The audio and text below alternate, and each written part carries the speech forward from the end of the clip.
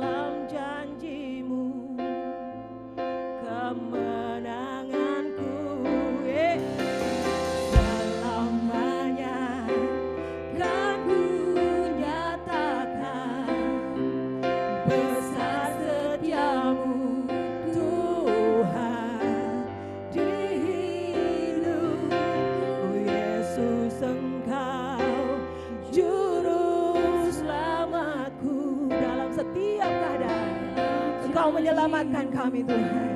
Bukan hanya Tuhan saat kami membutuhkan keselamatan, namun dalam situasi dalam hidup kami, apapun itu Tuhan, pekerjaan kami, usaha kami, sekolah kami, Engkau yang juru selamat kami Tuhan. Engkau yang melepaskan kami dari setiap keadaan yang sulit dalam hidup kami Tuhan. Oh Yesus, Engkau juru selamatku, dalam janji-Mu selamanya kan ku nyatakan besar setiamu.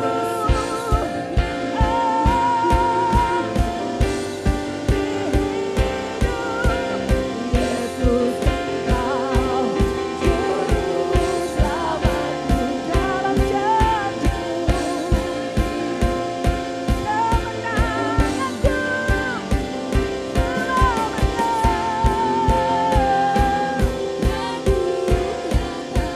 besar setiamu, Tuhan di hidupku. Yesus, Engkau juru selamatku, dalam janji-Mu kemenanganku. Pegang janji Tuhan dan terima kemenangan dari Tuhan. Saat kita percaya kepada janji-Nya, jangan pernah lepaskan janji-Nya, karena itulah yang memberikan kemenangan bagi kita. Saudara, pegang janji-Nya bagi hari ini. It will give us victory. Dalam janji-Mu, it's my victory. Selamanya kan ku nyatakan besar setiamu, Tuhan di hidupku. Besar setiamu, Tuhan di hidupku. Say, besar setiamu, Tuhan di hidupku.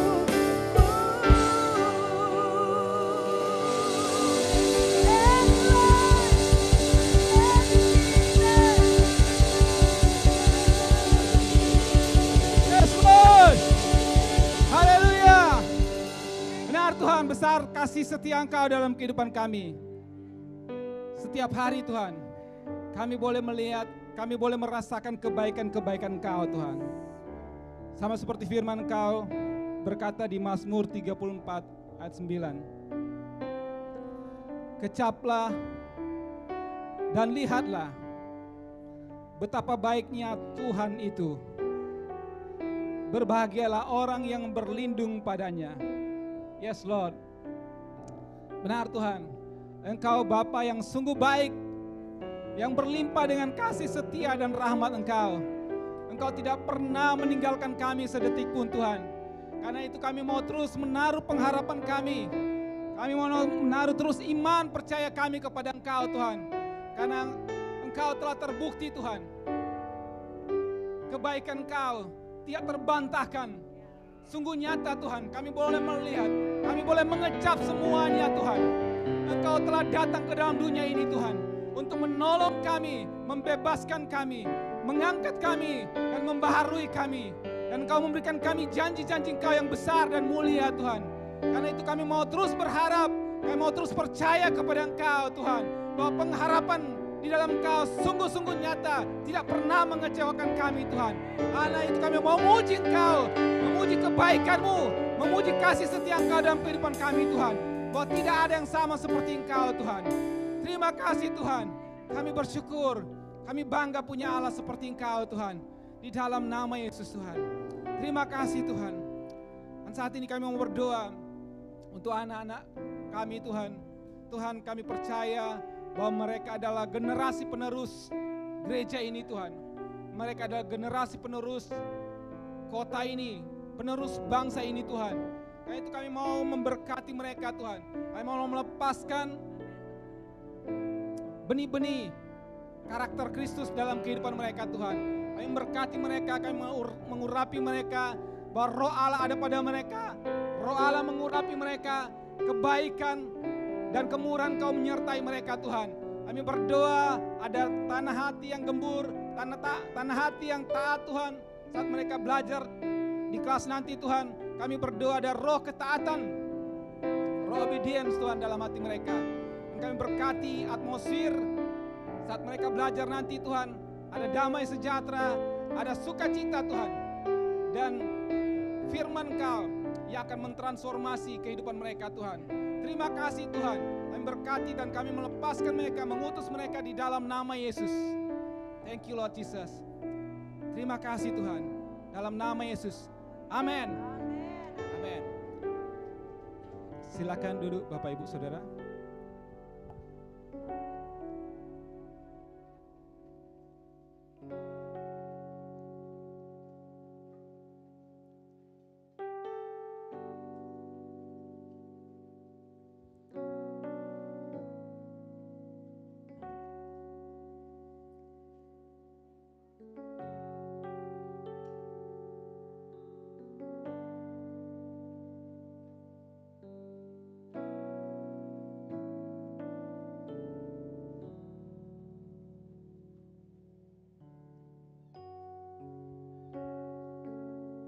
Selamat pagi Bapak Ibu Saudara. Sekali lagi selamat pagi. Selamat hari Minggu. Selamat datang di ibadah Minggu Jemaat Every Nation Manado. Kami menyambut dengan sukacita Bapak Ibu Saudara yang sudah boleh hadir di ibadah Minggu ini. Kami menyambut saudara sebagai bagian dari keluarga ilahi. Dan dari tempat ini kami terus menyampaikan, kami terus mengulang terus supaya ini makin dimengerti dan makin menjadi gaya hidup kita. Bahwa untuk apa kita ada dan untuk apa jemaat ini ada, kenapa kita menjadi bagian dari jemaat ini, yaitu untuk menghormati Tuhan dengan mendirikan gereja dan pelayanan kampus yang berpusatkan pada Kristus, diberdayakan oleh Roh Kudus, dan bertanggung jawab secara sosial di setiap bangsa. Dan untuk menopang mission statement ini, pernyataan misi ini, jemaat ini mempunyai 5 nilai inti, 5 core value. Yang pertama, the Lordship atau ketuhanan Yesus Kristus. Yang kedua, evangelism atau penginjilan. Yang ketiga, discipleship atau pemuridan. Yang keempat, leadership atau kepemimpinan. Dan yang kelima, family atau keluarga.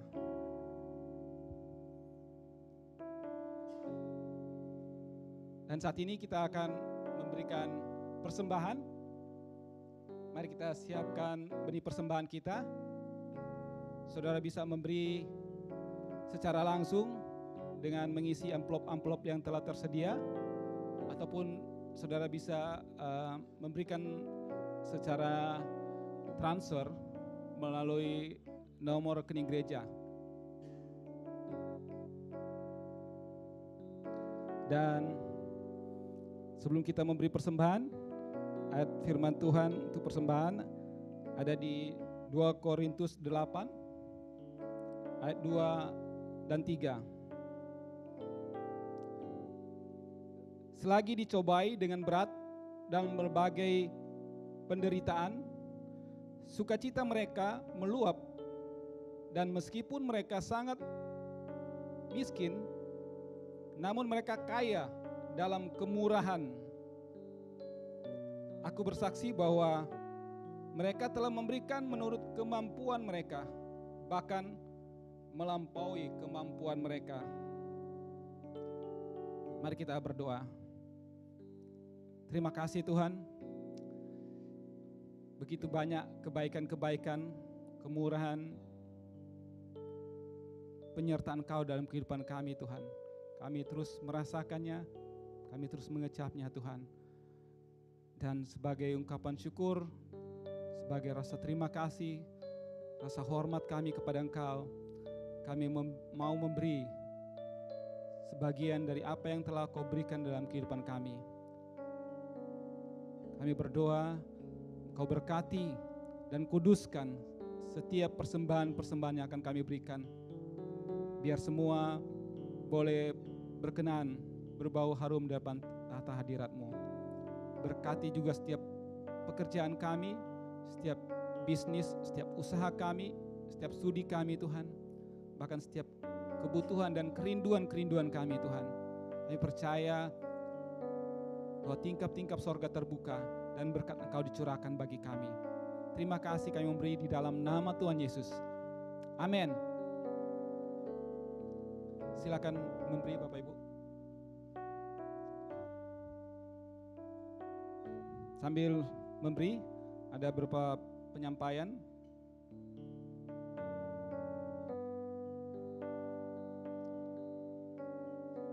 Yang pertama mengenai life group.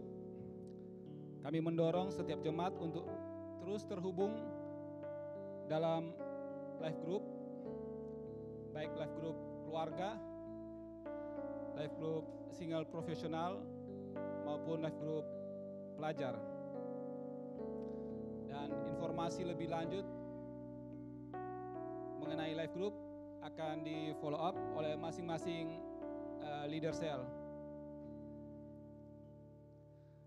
Dan jika ada yang belum bergabung dan ingin terhubung dengan life group, silakan Bapak Ibu Saudara untuk menghubungi Pak Calvin atau staff office gereja. Pengumuman selanjutnya, pertemuan doa mingguan. Kami mengajak setiap saudara untuk berdoa bersama dalam pertemuan doa mingguan secara online yang dilaksanakan pada setiap hari Jumat malam jam 7.30 melalui aplikasi Zoom. Demikian informasi pengumuman sepanjang minggu ini. Dan saat ini kita akan mendengarkan firman Tuhan. Mari kita sambut pembicara pagi hari ini, Pastor Rivo Kakonsi. Berikan kemuliaan bagi Tuhan kita. Amin.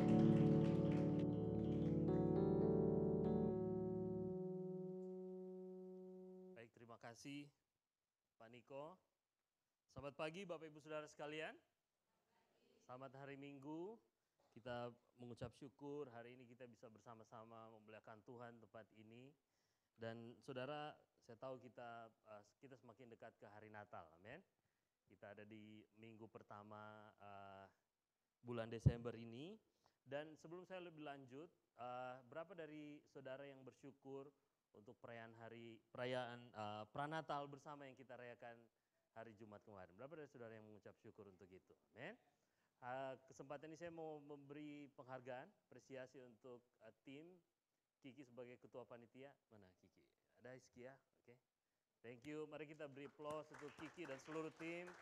Bahkan setiap saudara yang terlibat, baik keluarga maupun youth yang terlibat, sungguh kita telah mengalami bersama-sama satu perayaan Natal yang berkesan, yang memberkati setiap kita. Amin, saudara. Dan saya juga mengucap syukur, terima kasih pada Pastor Leopold dan seluruh tim kepimpinan untuk kepercayaan. Saya bisa memberitakan firman Tuhan bagi kita pagi hari ini. Baik Bapak Ibu Saudara, kita ada di bulan yang baru ini dan seri khotbah kita di bulan Desember ini adalah The Gift of Christmas, yang juga menjadi judul, title dari apa yang kita rayakan di dalam perayaan pranatal kemarin. The Gift of Christmas atau hadiah Natal, di mana saya percaya bersama-sama kita akan melihat bagaimana kelahiran Yesus itu menjadi sebuah anugerah, sebuah hadiah, sebuah pemberian yang paling mulia, yang juga menunjukkan bagaimana Allah setia dan menggenapi janjinya. Amin. Dan hari ini saudara, saya akan berbicara Saya memberi judul khotbah saya pagi hari ini yaitu bukti perkenaan Allah. Saudara sekalian, di bagian pertama dari seri khotbah ini, mari kita melihat pada berita kelahiran Yesus. Mungkin sudah familiar bagi setiap saudara, tapi mari kita lihat lebih jauh berita kelahiran Yesus berdasarkan Injil Lukas. Saudara punya Alkitab, mari kita membukanya bersama-sama di dalam Lukas pasal 2, ayat 8 hingga ayat yang ke-14. Silakan buka Alkitab saudara. Dan bila saudara sudah mendapatkannya, mari kita bangkit berdiri bersama-sama untuk kita membaca, menghormati pembacaan firman Tuhan. Lukas pasal 2 ayat 8 hingga ayat yang ke-14. Kita akan membacanya secara berbalas-balasan dengan seksama. Saya akan membaca ayat 8, selanjutnya saudara membaca ayat 9, dan demikian kita berbalas-balasan membacanya. Dan ayat 14 kita akan membacanya bersama-sama. Lukas pasal 2 ayat 8 hingga ayat 14. Di daerah itu ada gembala-gembala yang tinggal di padang menjaga kawanan ternak mereka pada waktu malam. Ayat 9 saudara.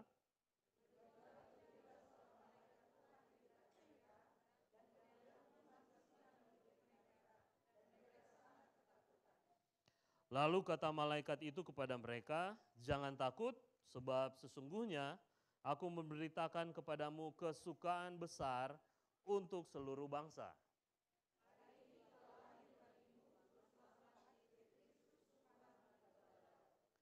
Dan inilah tandanya bagimu, kamu akan menjumpai seorang bayi dibungkus dengan lampin dan terbaring di dalam palungan."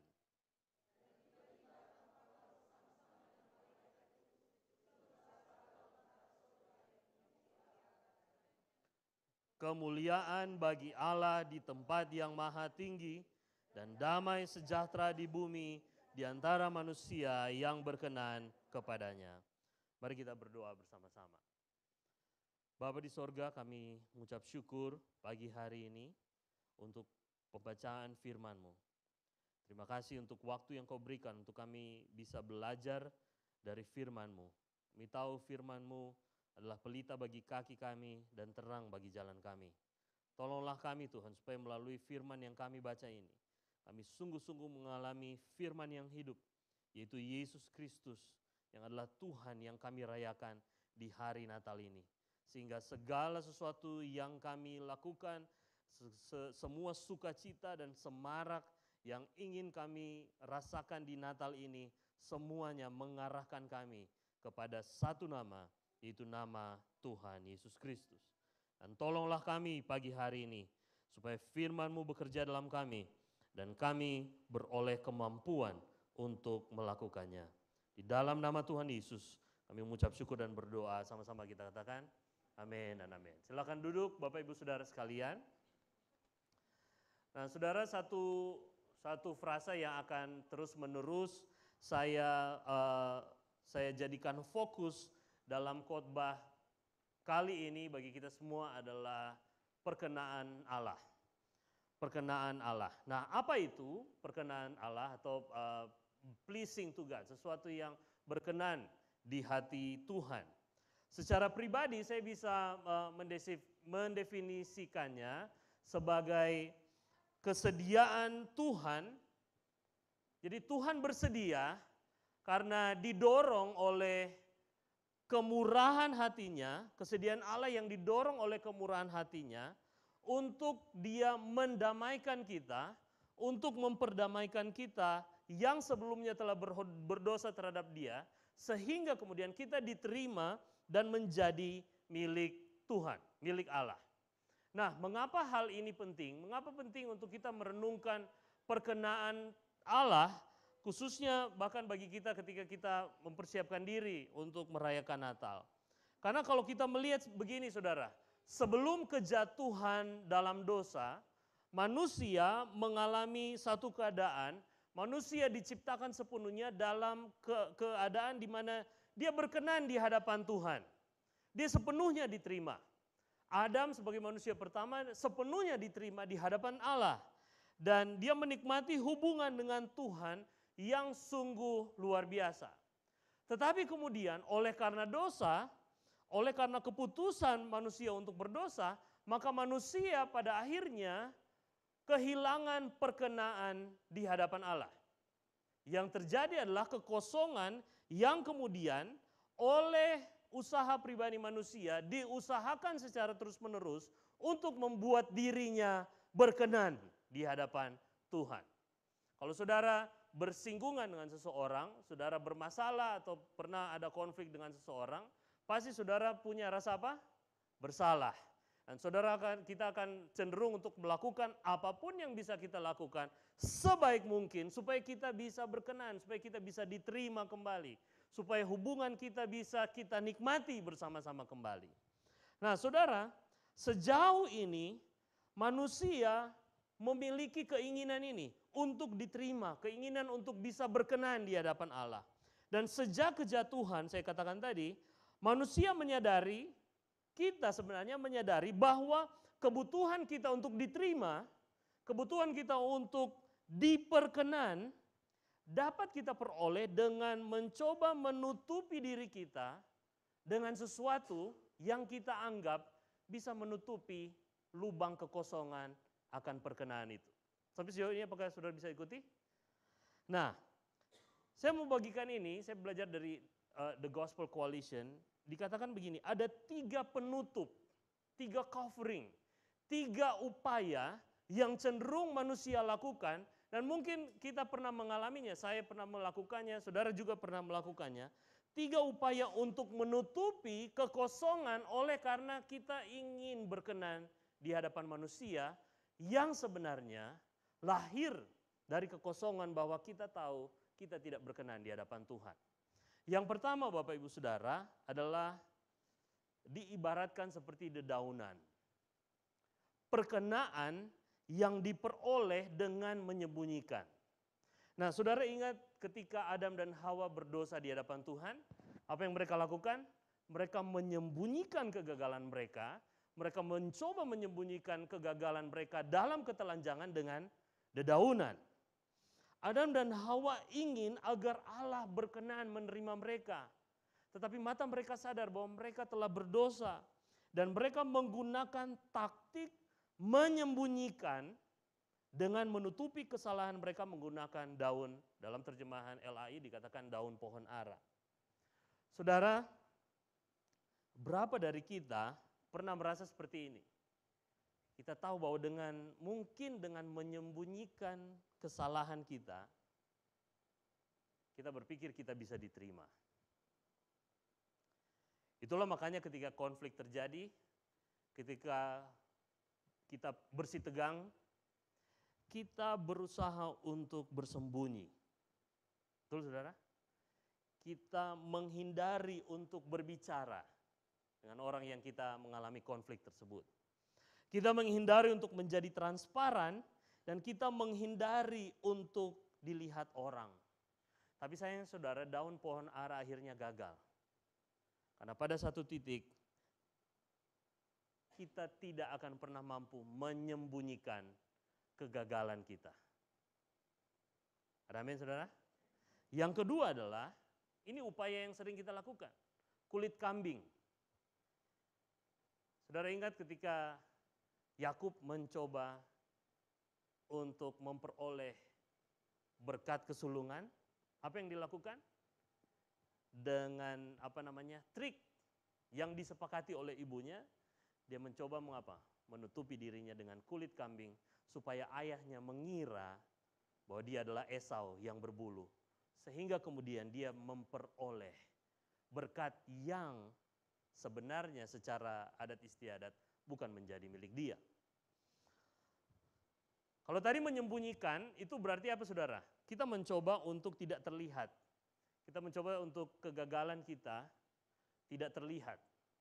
Tetapi kulit kambing ini bicara mengenai perkenaan yang diperoleh dengan berpura-pura. Kita menyamar. Kita mengkamuflasekan seperti Yakub tadi. Kita berpura-pura untuk berpura-pura berarti mencoba untuk terlihat. Kita tidak bersembunyi, kita memperlihatkan diri kita, tetapi bukan sebagai diri kita yang sesungguhnya. Kita menampilkan diri kita lebih baik atau berbeda dari siapa diri kita yang sesungguhnya. Kita familiar dengan ini, saudara. Kita memotret diri kita sebagai seorang yang lebih baik, yang lebih estetik. Betul? Yang lebih minimalis, yang lebih bisa berkenan dilihat orang. Kita memperbaiki tampilan foto kita, saudara. Kita edit avatar kita dengan versi Disney, Pixar yang terbaru. Supaya kemudian kita jadi lebih baik terlihat daripada yang seharusnya. Kita mengubah kepribadian kita di medsos, kita membesar-besarkan pencapaian kita. Saudara tahu enggak satu istilah keren sekarang? Humble bragging. Tahu? Kesombongan yang sebenarnya paradoks ya, tidak masuk ya. Humble bragging. Kebanggaan yang disembunyikan dengan kerendahan hati. Misalnya baru beli handphone baru, lalu kemudian saudara nanti saudara menghakimi saya dengan nanti lihat story saudara. Tapi saudara kira-kira nangkap, kita menyembunyikan kesombongan kita dengan penampilan yang sepertinya rendah. Kita berpura-pura, tetapi pada akhirnya kepura-puraan hanya menuntun kita kepada ketakutan. Saudara, Yakub ketakutan setengah mati. Bahkan perlu berpuluh-puluh tahun untuk dia bisa pulih dengan Esau. Yang pada akhirnya hanya mendatangkan kepedihan bagi dia. Lalu upaya untuk menutupi kekosongan oleh karena kita butuh perkenaan Tuhan adalah salah satu yang paling parah. Kain kotor, saudara. Perkenaan yang diperoleh, kalau tadi dengan cara menyembunyikan, lalu kemudian cara untuk berpura-pura, ini satu paling bahaya juga. Perkenaan yang kita berusaha peroleh dengan upaya untuk menunjukkan giat yang lebih keras. Kita bekerja lebih keras untuk melakukan perbuatan baik supaya kita bisa berkenan. Bukan hanya di hadapan manusia, tetapi di hadapan Tuhan kita membawa semua upaya kerja keras kita. Kalau kita mencoba semakin keras lagi, kita berharap Allah menerima kita. Betul, saudara? Ini teknik favorit setiap orang. Tetapi sebenarnya tidak ada bedanya, Bapak Saudara. Yesaya 46 mengatakan apa? 64 mengatakan semua kesalehan kita seperti kain kotor. Ini 3 upaya yang manusia lakukan untuk apa? Supaya kita bisa berkenan di hadapan Tuhan. Supaya kita bisa berkenan. Ketika kita berkenan di hadapan Tuhan, maka kita berkenan bagi sesama.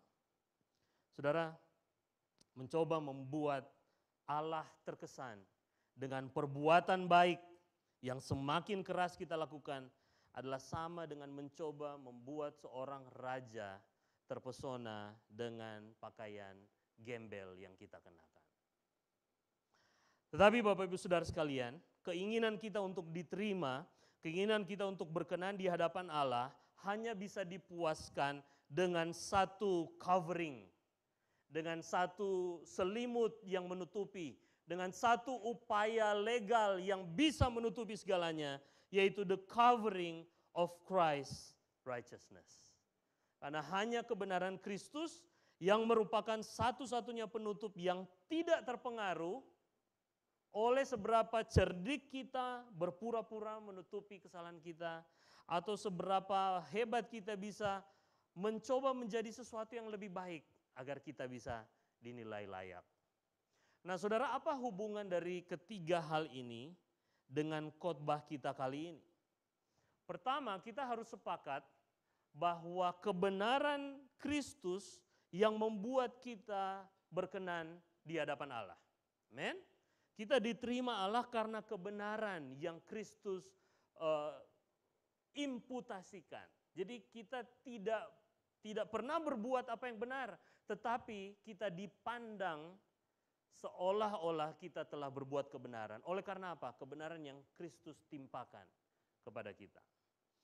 Nah, kedua saudara, melalui teks yang kita baca ini, kita akan melihat bagaimana Yesus yang lahir kejadian ketika Yesus lahir di Bethlehem itu, di hadapan para gembala ketika malaikat datang dan memberitakan kelahiran Yesus, itu menjadi bukti bahwa kemudian Allah bisa berkenan atas hidup saya dan saudara. Amin. Nah, kita akan melihat ini.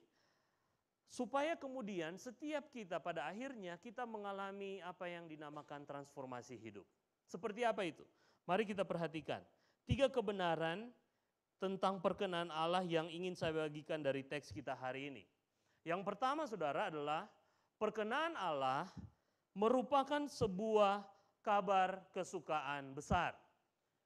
Perkenan Allah adalah sebuah kabar sukacita besar.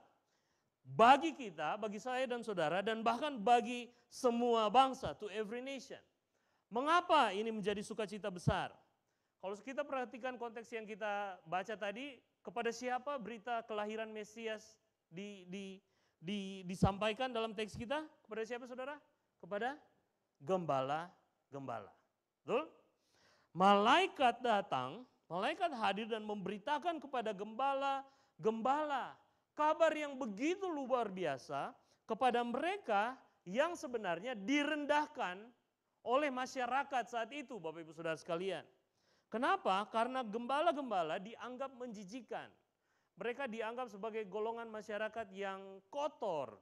Karena mereka harus hidup terpisah dari kumpulan orang banyak, dari satu desa atau dari satu kota kecil. Mereka harus hidup di luar kota, di padang terbuka, mengawasi dan memberi makan ternak mereka di sana.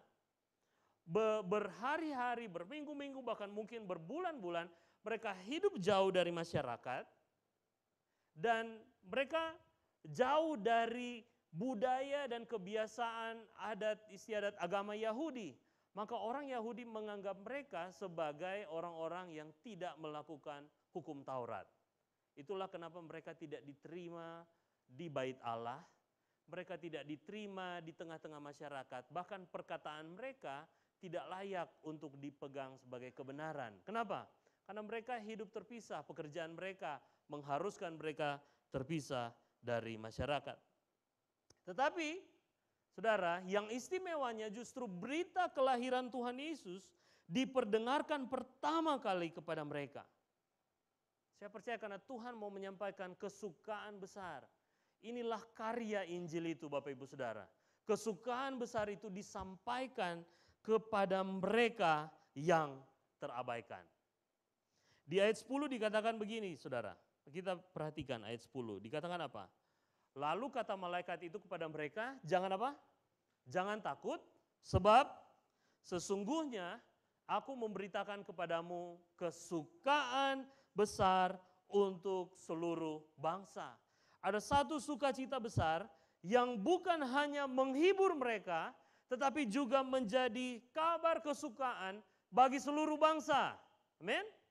Bahwa para gembala tadi yang rendah, mereka yang adalah kaum rendahan, kini beroleh perkenaan Allah.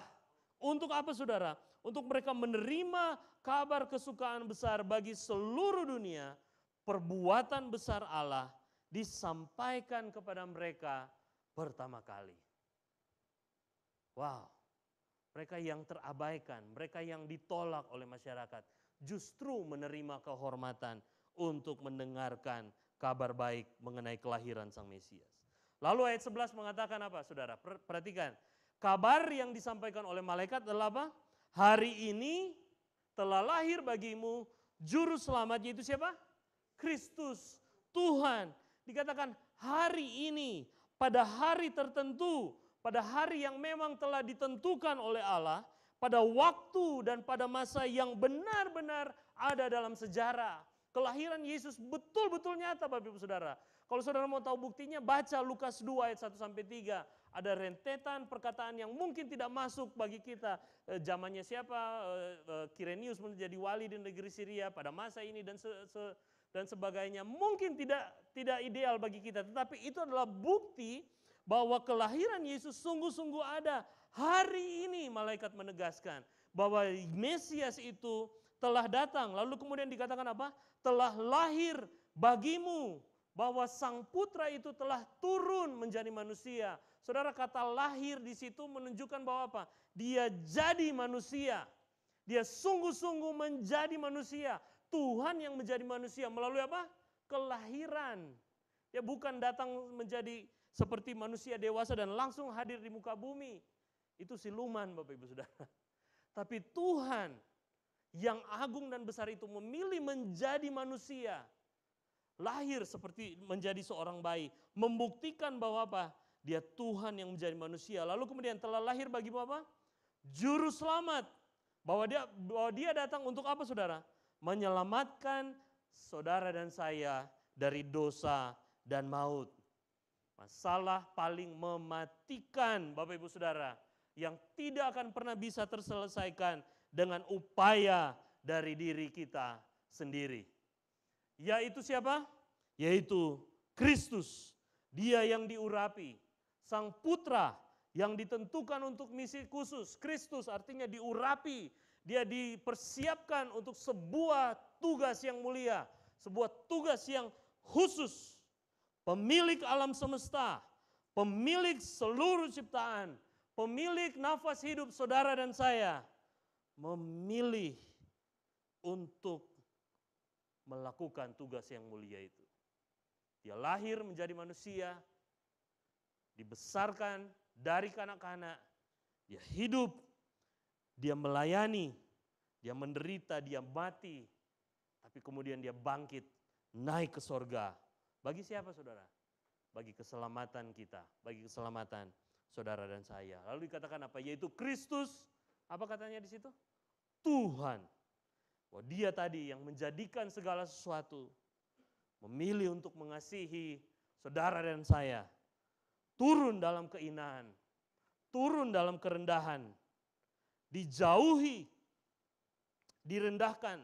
Tapi justru dalam kerendahan dia menyatakan kemuliaan Allah. Dia Tuhan, dia berkuasa atas hidup saya dan saudara. Apa kabar kesukaan besar itu saudara? Bahwa hari ini, perhatikan, hari ini Mesias telah lahir. Dia Tuhan yang menjadi manusia demi satu misi, yaitu untuk menyelamatkan saudara dan saya dari dosa dan maut. Sehingga saudara, garis bawah ini, kita semua berkenan di hadapan Allah. Amin. Yang kedua, perhatikan, lanjutan dari bagian sukacita ini adalah, dikatakan dia lahir di mana? Di kota Daud. Dan inilah tandanya bagimu. Apa tandanya saudara? Kamu akan menjumpai seorang bayi dibungkus dengan lampin dan terbaring di dalam palungan. Apa maksudnya saudara? Tidak ada makna alegori apapun dari perkataan ini. Pesannya cuma satu, Allah tidak mempersulit akses kita supaya kita bisa berkenan di hadapannya. Dia tidak membuat sulit. Yang mana yang Tuhan yang lahir itu? Tuhan yang mana? Gampang. Kamu pergi ke Bethlehem di kota Daud, dan kamu cari bayi yang ada di mana? Di dalam palungan. Mudah untuk ditemui karena gembala familiar dengan palungan. Bayi yang dibungkus kain bedong, kain untuk membungkus bayi dan ditaruh di palungan. Bahwa Tuhan memberi tanda yang dengan mudah dapat dipahami oleh para gembala supaya saudara kita dengan mudah menikmati sukacita karena Allah berkenan atas hidup saudara dan saya di dalam Tuhan Yesus Kristus. Amin. Yang kedua, perkenan Allah, kemudian dia mengarahkan tujuan hidup saudara dan saya. Perhatikan apa yang disampaikan para malaikat. Ayat 14, kemuliaan bagi Allah di mana? Di tempat yang maha tinggi, dan damai sejahtera di bumi di antara manusia yang berkenan kepadanya. Kemuliaan bagi Allah di tempat yang maha tinggi. Gloria in excelsis Deo, bahasa Latinnya. Saudara, setelah berita kelahiran Kristus, para malaikat menyanyikan pujian ini. Ini sebuah lagu bahwa bagaimana Allah dimuliakan di atas segalanya, Allah dihormati di atas segalanya. Tapi pertanyaan bagi kita hari ini saudara, di musim Natal ini, di masa Natal ini, renungkan kembali tujuan dan makna hidup saudara. Siapa yang mendapatkan seluruh penghormatan tertinggi dalam kehidupan saudara dan saya? Siapa yang mendapatkan kemuliaan tertinggi dalam cara saudara melayani dan memimpin keluarga saudara? Siapa yang mendapatkan prioritas tertinggi dalam hidup kita ketika saudara bekerja, ketika saudara melakukan usaha saudara, ketika saudara mengabdi kepada masyarakat, ketika saudara studi, ketika dalam setiap hubungan yang saudara lakukan, siapa yang beroleh penghormatan tertinggi? Karena penghormatan tertinggi bicara mengenai tujuan hidup saudara dan saya. Apakah waktu saudara, apakah waktu-waktu kita diberikan untuk menghormati Allah melalui bagaimana kita membangun relasi dengannya dalam doa dan firman? Apakah sikap dan perbuatan kita merefleksikan kebaikan, merefleksikan karakter dan kemuliaan Allah? Apakah pikiran dan tubuh kita ditertibkan untuk hidup dalam kemurnian seksual maupun kekudusan hidup? Apakah segala sesuatu yang kita lakukan, apakah kita bersedia menghormati Allah dan memuliakan Dia di atas segalanya di dalam hidup kita? Karena itu adalah tujuan hidup saudara dan saya. To honor God. Sederhana, tapi dalam.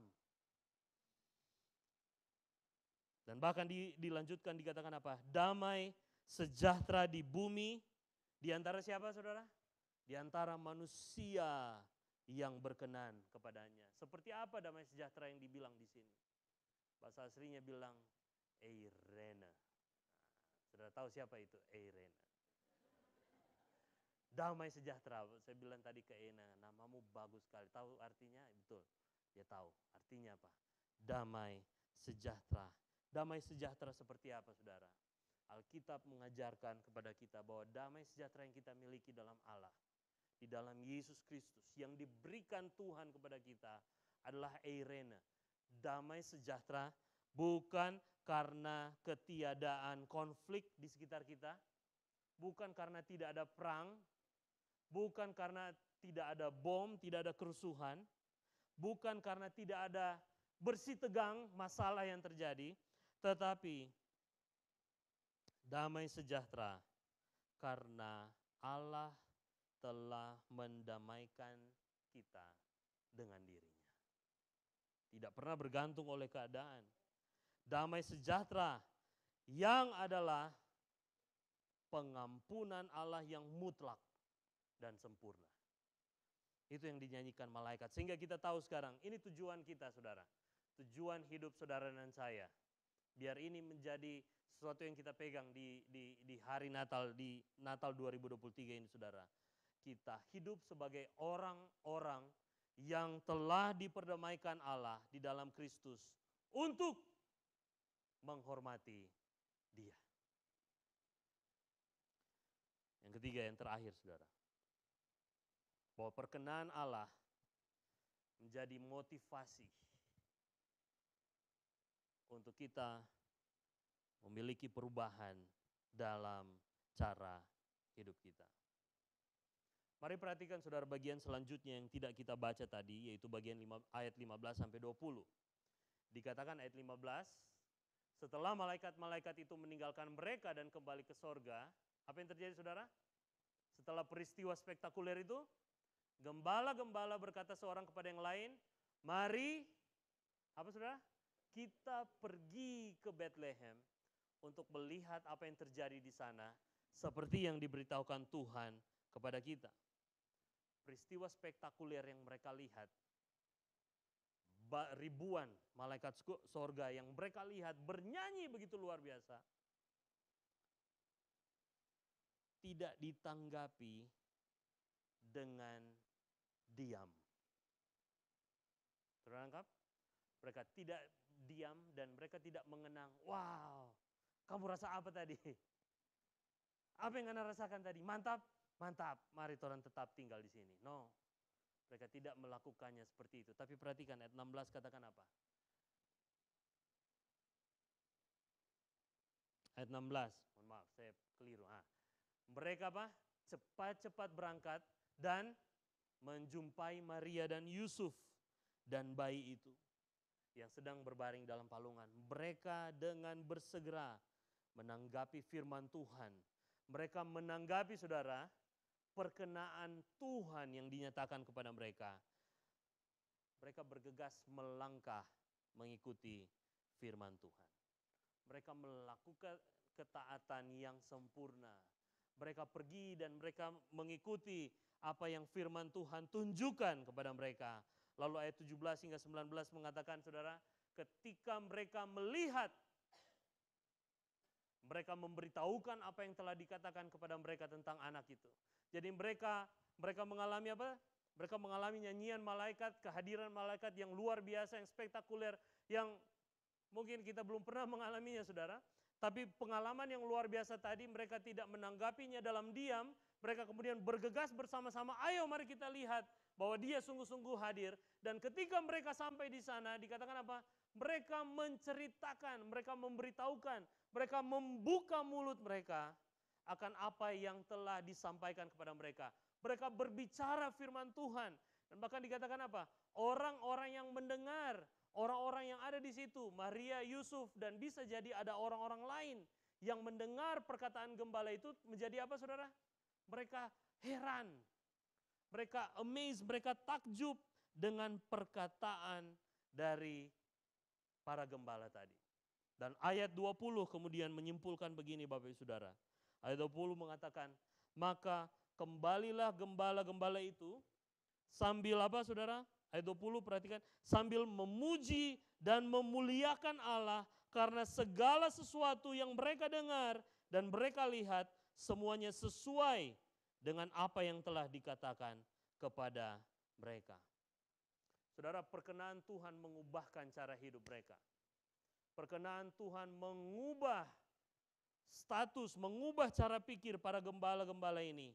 Mereka yang dulunya ditolak, dianggap rendahan, dianggap menjijikan, dijauhi.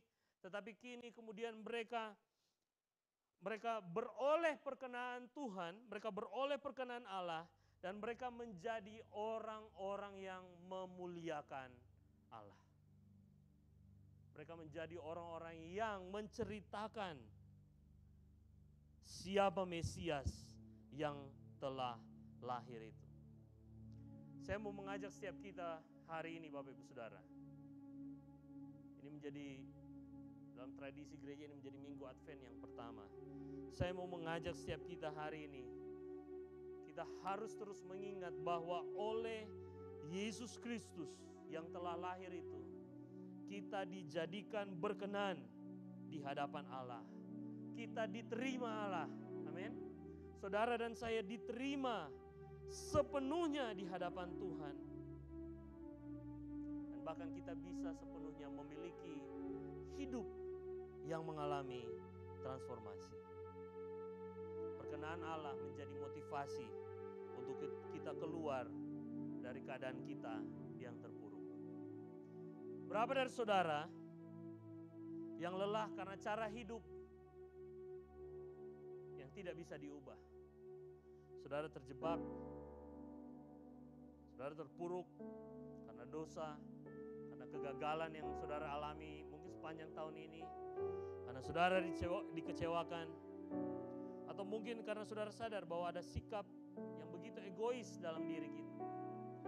Tapi hari ini saya mau mengajak kita untuk beralih kepada satu kehidupan yang terus-menerus memuliakan Allah. Saudara, berita tentang perkenaan Allah yang disampaikan kepada para gembala melalui kehadiran malaikat, melalui kunjungan malaikat tadi, saudara. Biar ini yang saudara ingat, ini adalah kabar sukacita yang besar bagi setiap kita. Karena Kristus yang lahir, kita diterima Allah. Dan kabar mengenai perkenan Allah. Katakan damai sejahtera di bumi bagi manusia, di antara manusia yang berkenan kepadanya. Ini merubah arah tujuan hidup kita kepada tujuan yang sesungguhnya harus menjadi bagian saudara dan saya. Yaitu apa saudara? Berhidup untuk menghormati Tuhan. Dan akhirnya oleh perkenan Allah, kita membangun cara hidup yang baru. Cara hidup untuk sepenuhnya memuliakan Tuhan. Mari lihat ke sini Bapak Ibu Saudara. Natal ini,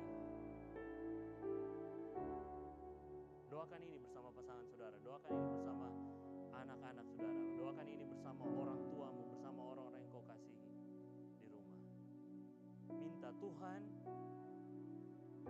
tolong saya untuk mengerti bahwa Engkau telah berkenan untuk datang dan mengunjungi saya dalam kerendahan, supaya mulai hari ini, mulai Natal hari ini, hidup saudara dan saya menjadi kehidupan yang memuliakan Tuhan. Amin. Kita tidak lagi menyembunyikan kegagalan kita.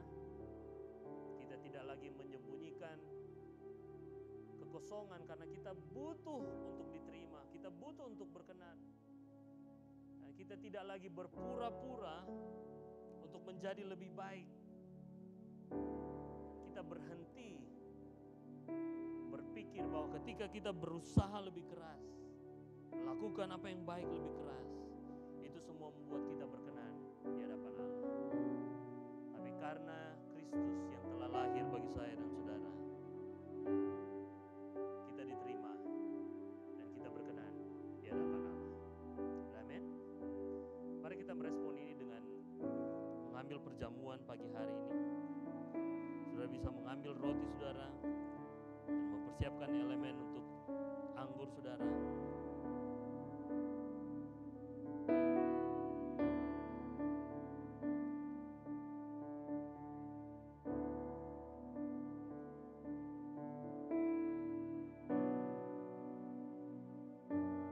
Mari angkat rotimu.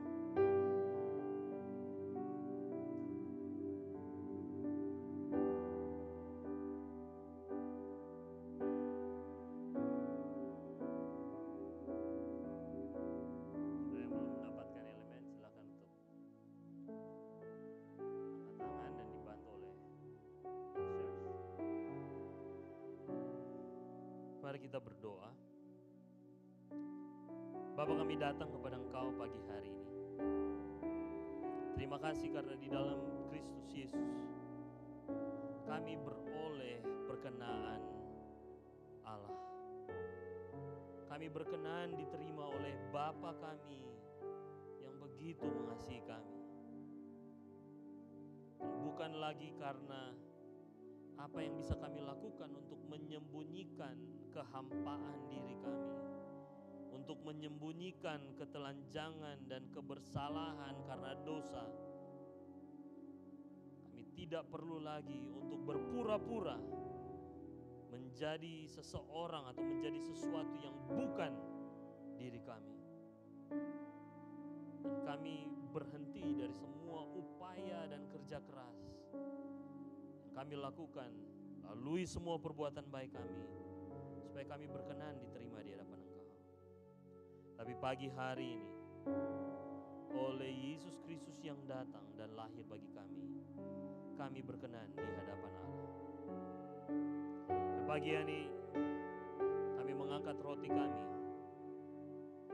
melihat kepada Kristus yang datang dan menjadi daging, firman yang menjadi manusia, yang datang dalam rupa tubuh manusia, yang kemudian dikorbankan bagi kami, bagi pengampunan dosa kami. Kami berterima kasih Tuhan, Kau telah datang menjadi manusia, dan oleh tubuhmu yang dipecah-pecahkan bagi kami, oleh tubuhmu yang dikorbankan bagi kami berkenan di hadapan Bapa di surga.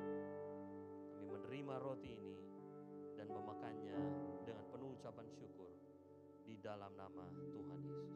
Ambil dan makanlah dalam nama Yesus. Dan mari kita bangkit berdiri bersama-sama. Kita mengangkat cawan ini dan kita mengingat, lihat kepada darah Kristus. Anggur ini mengingatkan kita kepada darah Kristus.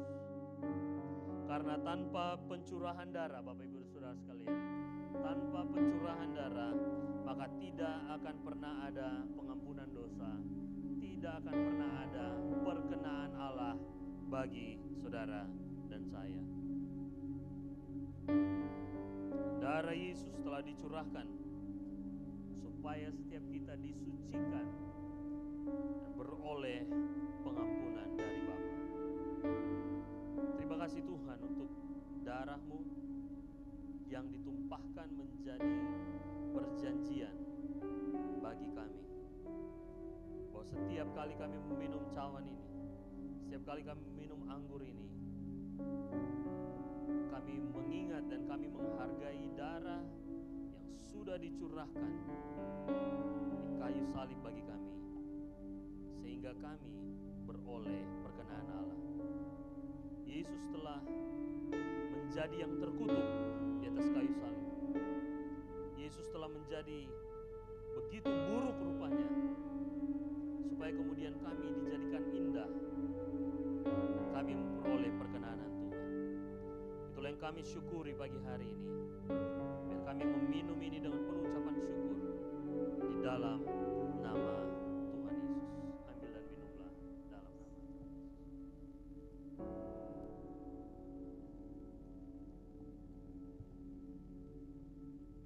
Sekali lagi kita berdoa Bapak Ibu Saudara. Tuhan, terima kasih pagi hari ini. Biarlah berita tentang perkenaan Allah yang datang bagi kami dalam Kristus yang telah lahir menjadi sukacita terbesar kami di Natal ini. Karena Engkau telah berkenan menerima, Engkau telah berkenan mengampuni dan memulihkan kami di dalam Yesus Kristus Tuhan dan Juru Selamat kami.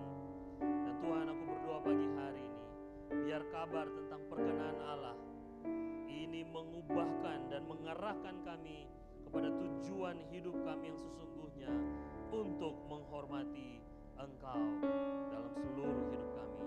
Dan Tuhan, pagi hari ini, biar kabar yang kami dengar ini menjadi motivasi bagi kami untuk kami terus membangun hidup yang memuliakan Allah, hidup yang menceritakan kebesaran nama Tuhan Yesus, dan Injil diberitakan melalui hidup kami, melalui mulut kami di hari Natal ini. Di dalam nama Tuhan Yesus kami mengucap syukur dan berdoa.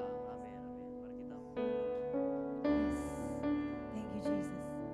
Biar lagu ini Tuhan menjadi iman kami, deklarasi iman kami tentang siapa Engkau dalam hidup kami Tuhan. Engkaulah pencipta, Engkaulah pemilik hidup kami, dan bagian kami adalah untuk memuliakan Engkau Tuhan. Yes, thank you Jesus. Oh,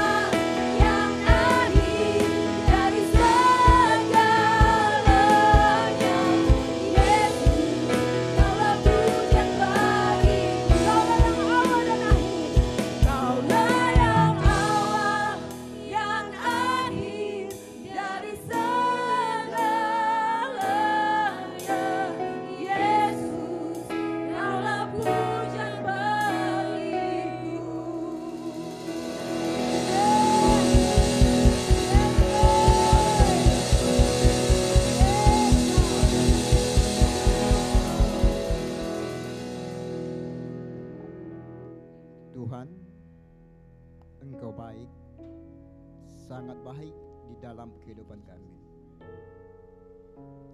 Saat ini aku berdoa Tuhan, Engkau memberikan kami kekuatan sepanjang minggu ini untuk kami dapat hidup berkenan kepada Engkau Tuhan. Aku berdoa Tuhan, setiap benih firman Tuhan yang ada dalam kehidupan kami, firman itu yang akan menuntun, mengarahkan kehidupan kami, sehingga kehidupan kami berkenan kepada Engkau Tuhan. Terima kasih Tuhan, terima kasih sebab Engkau Allah yang memberi kami kehausan dan kelaparan akan firman-Mu. Sebab firman-Mu menjadi kebutuhan akan kehidupan kami. Firman-Mu yang akan menguatkan, mengarahkan, sehingga kami dapat hidup berkenan kepada Engkau Tuhan. Terpujilah Engkau Tuhan. Aku berdoa di saat ini Engkau melihat setiap apa yang menjadi kerinduan jemaat-Mu Tuhan. Berikanlah itu menurut kekayaan dan kemuliaan Engkau. Kami pulang di dalam damai sukacita menyertai kami di dalam nama Yesus. Amin.